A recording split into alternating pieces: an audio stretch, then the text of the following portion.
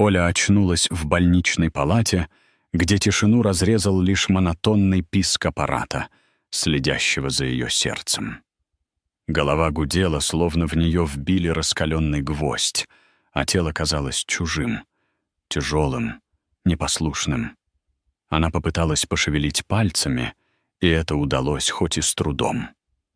Свет из окна слепил глаза, но Оля заставила себя повернуть голову.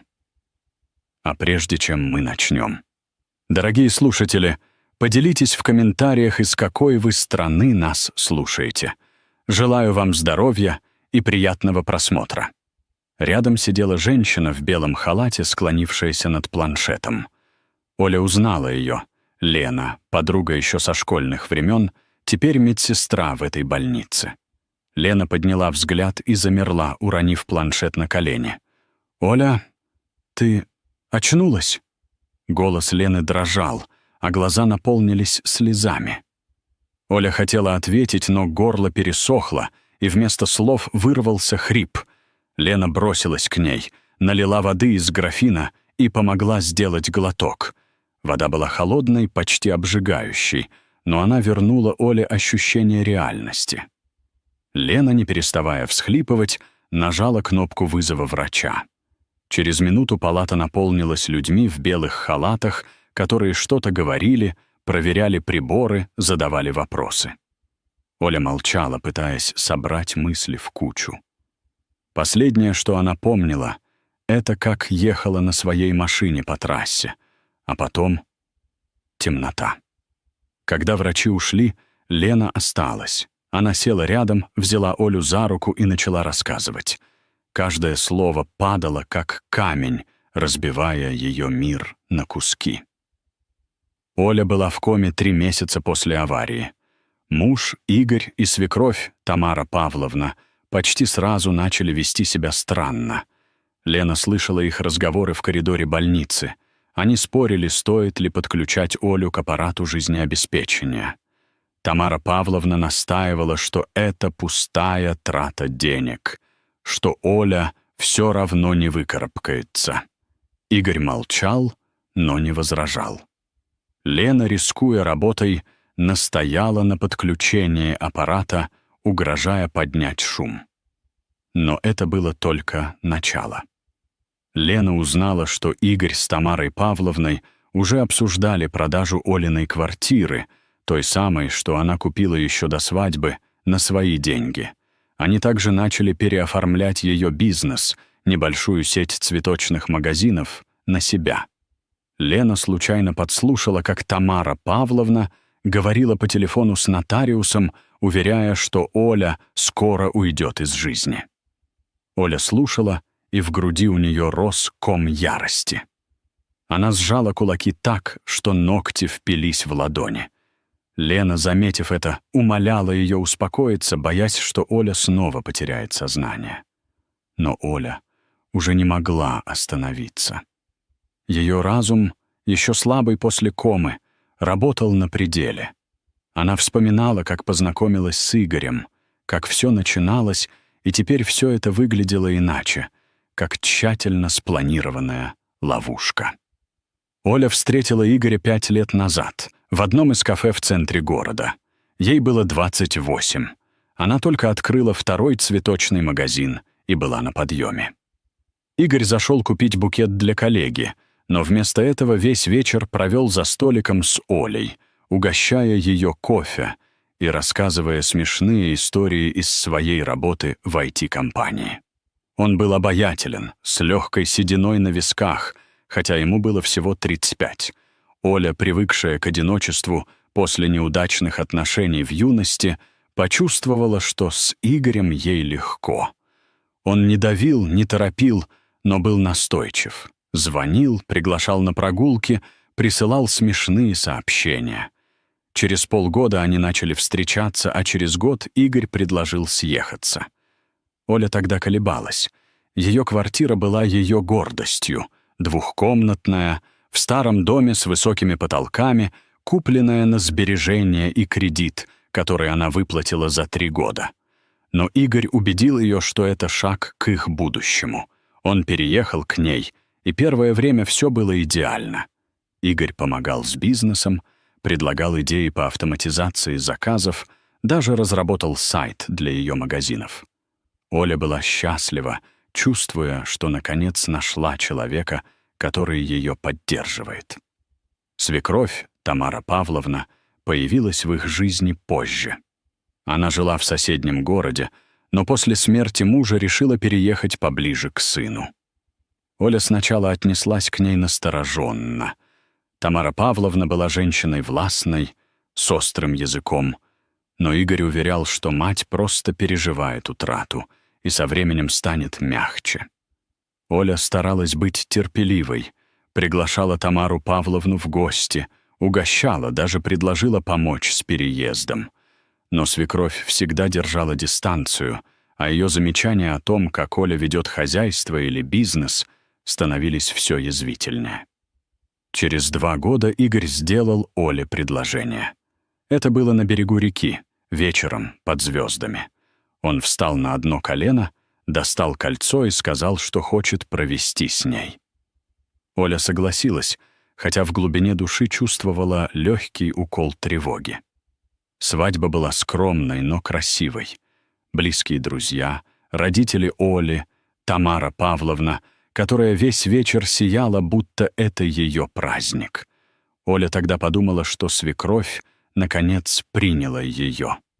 Как же она ошибалась. После свадьбы отношения начали меняться. Игорь стал чаще прислушиваться к матери, а Тамара Павловна все больше вмешивалась в их жизнь. Она критиковала Олю за то, что та слишком много работает, за то, что не готовит сложные ужины, за то, что не торопится с детьми. Оля терпела, но внутри росло раздражение. Она пыталась говорить с Игорем, но он отмахивался, повторяя: «Мама просто хочет нам добра». Оля чувствовала, что ее голос в их семье становится все тише. А потом случилась авария. Оля ехала на встречу с поставщиком, когда ее машину внезапно занесло на трассе. Она помнила только яркий свет фар и удар. Теперь, лежа в больничной палате, она начала подозревать, что авария не была случайной. Лена подтвердила: полиция нашла следы вмешательства в тормоза, но дело быстро замяли. Оля сжала зубы. Игорь и Тамара Павловна. Они хотели избавиться от нее, чтобы завладеть ее имуществом и бизнесом. «Лен», — прошептала Оля, — «я хочу, чтобы они думали, что я ушла из жизни. Скажи им, что мое сердце остановилось, что тело отдали на пользу нуждающимся». Лена посмотрела на нее с ужасом, но Оля была непреклонна. Она знала, чтобы наказать их, нужно сыграть по их правилам. Лена после долгих уговоров согласилась. Она обещала передать новость и следить за тем, что будут делать Игорь и Тамара Павловна. А Оля, лежа в палате, начала строить план. Она не была той слабой женщиной, которой они ее считали. Она была той, которая выжила. И теперь они за это поплатятся. Оля лежала в палате, глядя в потолок, пока ее разум выстраивал план. Она понимала, что времени мало. Игорь и Тамара Павловна уже начали делить ее имущество, уверенные, что она не вернется. Лена стала ее глазами и ушами. Подруга каждый день приносила новости, осторожно собирая информацию, чтобы не вызвать подозрений. Оля попросила Лену связаться с ее адвокатом, Мариной, которой она доверяла еще со времен открытия первого магазина. Марина была женщиной жесткой, но справедливой, с острым умом и знанием всех юридических тонкостей. Оля знала, без нее собрать доказательства будет почти невозможно. Лена передала Марине просьбу Оле встретиться, но втайне. Оля настояла, чтобы никто, кроме Лены и Марины, не знал, что она очнулась. В больнице ее перевели в отдельную палату под вымышленным именем, благодаря связям Лены. Врачи, которые ее лечили, были предупреждены о необходимости конфиденциальности. Лена объяснила это угрозой для жизни пациентки. Оля медленно восстанавливалась. Сначала она могла только сидеть, потом начала ходить с поддержкой. Каждый шаг давался с трудом, но ярость в ее груди была сильнее боли. Она не собиралась сдаваться. Марина пришла через неделю. Она вошла в палату, держа в руках папку с документами, и, увидев Олю, не смогла сдержать удивления. «Ты всегда была крепким орешком», — сказала она, садясь рядом. Оля рассказала ей все: про аварию, про слова Лены, о поведении Игоря и Тамары Павловны, про свои подозрения. Марина слушала молча, делая пометки. Когда Оля закончила, адвокат посмотрела ей в глаза и сказала: «Мы их прижмем, но нам нужны доказательства». «Железные». Оля кивнула. Она знала, что Игорь и Тамара Павловна не остановятся. Лена уже сообщила, что они встречались с риэлтором, обсуждая продажу ее квартиры. Тамара Павловна, по словам подруги, даже хвасталась знакомым, что скоро переедет в просторное жилье в центре. А Игорь тем временем вел переговоры с партнерами Олиного бизнеса, уверяя их, что он теперь будет управлять магазинами. Оля стиснула зубы. Ее цветочные магазины, ее детище, ради которого она работала ночами, они пытались отобрать, даже не задумываясь. Марина предложила план. Первым делом нужно было собрать доказательства их действий. Оля дала Марине доступ к своим банковским счетам и документам на квартиру и бизнес, которые хранились в облаке. Марина наняла частного детектива, чтобы следить за Игорем и Тамарой Павловной. Детектив, мужчина лет 50 с незаметной внешностью, оказался мастером своего дела. Он предоставил записи телефонных разговоров, где Тамара Павловна обсуждала с нотариусом, как переоформить имущество, ссылаясь на трагическую утрату Оли. Были и фотографии: Игорь с документами в офисе нотариуса, Тамара Павловна с риэлтором у подъезда Олиной квартиры. Но главное, что удалось найти, это связь с аварией. Детектив раскопал, что за неделю до происшествия Игорь встречался с автомехаником, которого позже опросила полиция. Механик утверждал, что его наняли проверить тормоза в машине Оли, но он не заметил ничего странного. Детектив, однако, нашел переписку между Игорем и этим механиком, где упоминались деньги за специальную работу. Это был первый намек на то, что авария была подстроена.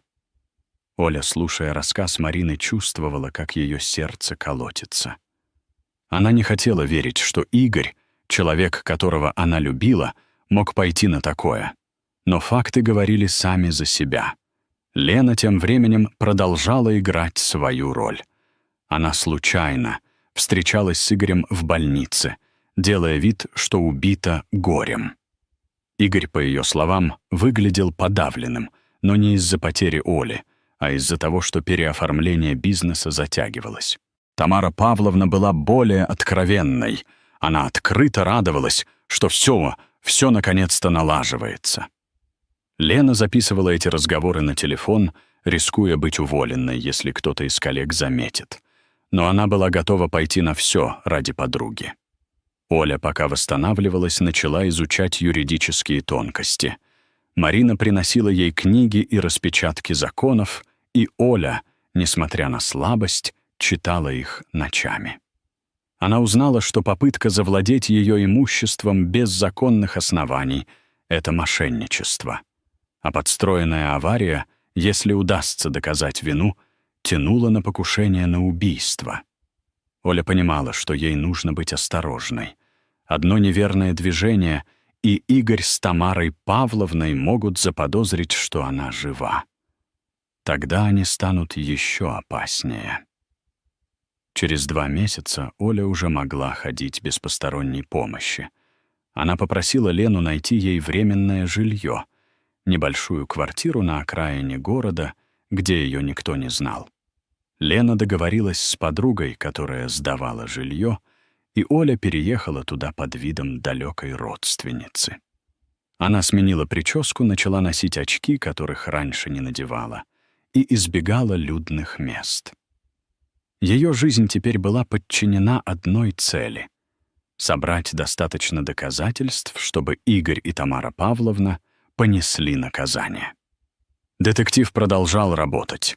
Он нашел свидетеля, который видел, как Игорь встречался с механиком в день, когда машина Оли была в ремонте. Свидетель, пожилой мужчина, работавший охранником на стоянке, согласился дать показания, если его не будут втягивать в суд. Марина заверила, что его показания можно будет использовать анонимно. Еще одним прорывом стала запись разговора Тамары Павловны с подругой, где она хвасталась, что все прошло гладко и что никто не заподозрит. Оля слушала эту запись, и ее руки дрожали от гнева. Она не могла поверить, что женщина, которую она когда-то считала семьей, могла быть такой хладнокровной. Марина тем временем готовила документы для суда. Она составила иск о мошенничестве, основанный на попытке переоформления имущества, и начала собирать материалы для уголовного дела по факту аварии. Оля, несмотря на физическую слабость, активно участвовала. Она писала заявления, проверяла документы, консультировалась с Мариной по телефону. Ее бизнес, к счастью, еще не был полностью переоформлен. Партнеры, заподозрив неладное, затягивали процесс, требуя подтверждения от самой Оли. Это дало ей время. Оля также начала думать о разводе. Она не хотела больше видеть Игоря, не хотела слышать его голос. Любовь, которую она когда-то к нему испытывала, превратилась в пепел. Она попросила Марину подготовить документы на развод, чтобы подать их сразу, как только она объявится. Оля представляла лицо Игоря, когда он узнает, что она жива, и эта мысль придавала ей сил. К концу 3-го месяца после пробуждения Оля была готова. Детектив собрал достаточно доказательств: записи, переписки, свидетельские показания. Марина подтвердила, что дело о мошенничестве уже можно подавать в суд, а материалы по аварии переданы в прокуратуру. Оля знала, что настал момент выйти из тени. Она попросила Лену узнать, где и когда Игорь и Тамара Павловна будут у нотариуса. Она хотела застать их врасплох. Лена выяснила, что они назначили встречу в офисе нотариуса в центре города. Это был тот самый день, когда они планировали окончательно переоформить квартиру и бизнес.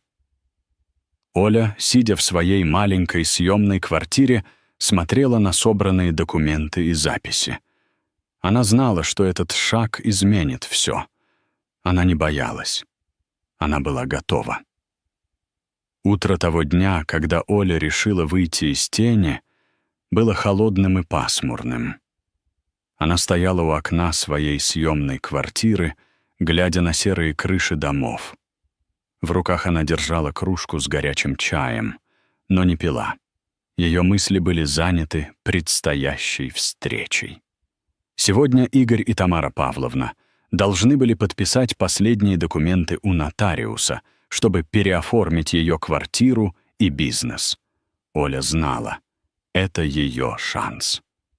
Она надела темный костюм, который Лена купила ей накануне, собрала волосы в аккуратный пучок и проверила папку с документами. Там были копии всех доказательств, собранных детективом, а также исковые заявления, подготовленные Мариной. Оля глубоко вдохнула и вышла из квартиры. Марина ждала ее в машине у подъезда. Адвокат выглядела собранной, но в ее глазах читалось напряжение. «Ты уверена, что готова?» — спросила она, когда Оля села на пассажирское сиденье. Оля кивнула. Она не чувствовала страха, только холодную решимость. Марина завела мотор, и они поехали в центр города. По дороге Оля молчала, мысленно прокручивая план. Она представляла лица Игоря и Тамары Павловны, их шок, их попытки оправдаться. Эта картина придавала ей сил. Лена тем временем уже была в офисе нотариуса. Она договорилась с секретарем, старой знакомой, чтобы ее пропустили в здание под предлогом передачи документов. Лена должна была предупредить Олю, когда Игорь и Тамара Павловна войдут в кабинет, и задержать нотариуса, если что-то пойдет не по плану. Оля доверяла подруге, как самой себе. Лена рисковала многим, но ни разу не пожаловалась. «Мы с тобой до конца», — сказала она накануне, и Оля знала, что это не пустые слова. Когда машина подъехала к офисному зданию, Оля получила сообщение от Лены. Они внутри, кабинет 12, нотариус с ними. Оля посмотрела на Марину и сказала «пора». Они вышли из машины и направились к входу. Оля чувствовала, как ее сердце бьется быстрее, но шагала уверенно. В лифте Марина сжала ее руку. «Ты справишься». Оля улыбнулась уголком губ. Она уже справилась с худшим, с предательством, с комой, с болью. Теперь осталось только довести дело до конца. Они подошли к двери кабинета номер 12. Оля слышала голоса внутри. Низкий, уверенный голос нотариуса, резкий тембр Тамары Павловны и сдержанные реплики Игоря. Она глубоко вдохнула, повернула ручку и вошла. Время будто замедлилось. Тамара Павловна, сидевшая за столом с ручкой в руке, замерла. Ее глаза расширились. Игорь, стоявший у окна, обернулся и побледнел, словно увидел привидение. Нотариус, пожилой мужчина в строгом костюме, растерянно посмотрел на Олю, потом на документы перед собой. «Ольга?» — выдавил Игорь, его голос дрожал. «Ты... как?» Оля не ответила. Она прошла к столу, положила перед нотариусом свою папку и спокойно сказала: «Эти документы вам не понадобятся. Я жива, и мое имущество остается моим». Тамара Павловна вскочила, ее лицо покраснело от гнева. «Это что, какой-то розыгрыш? Ты была... Тебя не должно быть!» Оля посмотрела на нее холодно. «Сядьте, Тамара Павловна, мы еще не закончили». Марина вошла следом и представилась нотариусу. Она кратко объяснила ситуацию. Попытка мошенничества, подделка документов, подстроенная авария. Нотариус, слушая, становился все мрачнее. Он попросил Игоря и Тамару Павловну объяснить, на каком основании они пытались переоформить имущество. Игорь начал мямлить что-то о заботе о бизнесе, но Тамара Павловна перебила его, крича, что Оля сама виновата, что довела их до этого. Оля молчала, наблюдая, как они запутываются в своих словах. Марина достала из папки копии доказательств, записи разговоров, переписку с механиком, свидетельские показания. Она передала их нотариусу, который обещал передать материалы в правоохранительные органы. Игорь попытался выхватить бумаги, но Марина остановила его резким взглядом. «Не усугубляйте свое положение». Тамара Павловна, поняв, что дело принимает серьезный оборот, начала угрожать судом, но ее голос уже звучал неуверенно. Оля, наконец, заговорила. Она посмотрела на Игоря, человека, которому когда-то доверяла, и сказала: «Я подала на развод. Документы уже готовы. А за все, что вы сделали, вы ответите по закону». Игорь опустил голову, не в силах встретить ее взгляд. Тамара Павловна, наоборот, продолжала кричать, но ее слова тонули в пустоте. Оля повернулась к нотариусу. «Я хочу, чтобы все сделки, связанные с моим имуществом, были признаны недействительными». Нотариус кивнул, пообещав разобраться. Оля и Марина вышли из кабинета. Лена ждала их в коридоре. Ее глаза блестели от слез. Она обняла Олю, шепнув: «Ты сделала это». Оля улыбнулась, но ее мысли были уже о будущем. Она знала, что впереди суд, допросы, долгие разбирательства. но она была готова. Она вернула себе свою жизнь, и никто больше не отнимет у нее то, что ей принадлежит. Судебный процесс начался через месяц после того, как Оля появилась в офисе нотариуса. Зал суда был полон. Журналисты, несколько любопытных знакомых, партнеры по бизнесу Оли, которые узнали о ее возвращении и пришли поддержать. Оля сидела рядом с Мариной, одетая в строгий костюм, с прямой спиной и спокойным взглядом. Она не хотела показывать слабость, хотя внутри ее все еще трясло от воспоминаний. Игорь и Тамара Павловна сидели напротив. Их лица были напряженными. Игорь выглядел осунувшимся, его глаза избегали Оли, а Тамара Павловна, наоборот, смотрела на нее с вызовом, но в ее взгляде сквозила тревога. Марина выступила первой. Она методично изложила факты. Попытка незаконного переоформления имущества, подделка документов, доказательства подстроенной аварии.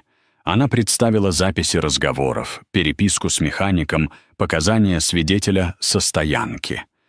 Прокурор, женщина с жестким лицом, поддержала обвинение, добавив, что следствие возобновило дело об аварии и нашло новые улики. Следы вмешательства в тормозную систему Олиной машины были подтверждены экспертизой. Механик под давлением признался, что получил деньги от Игоря за модификацию тормозов. Игорь пытался защищаться. Его адвокат утверждал, что он действовал из благих намерений, пытаясь спасти бизнес в отсутствие Оли. Но доводы звучали слабо, особенно когда Марина предоставила доказательства, что Игорь начал переговоры о продаже бизнеса еще до того, как Оля вышла из комы. Тамара Павловна была менее сдержанной. Она обвиняла Олю во лжи, утверждая, что та сама все подстроила. Судья, пожилая женщина с усталым взглядом, прервала ее, потребовав придерживаться фактов. Оля выступила последней. Она говорила спокойно, но ее голос дрожал от сдерживаемых эмоций.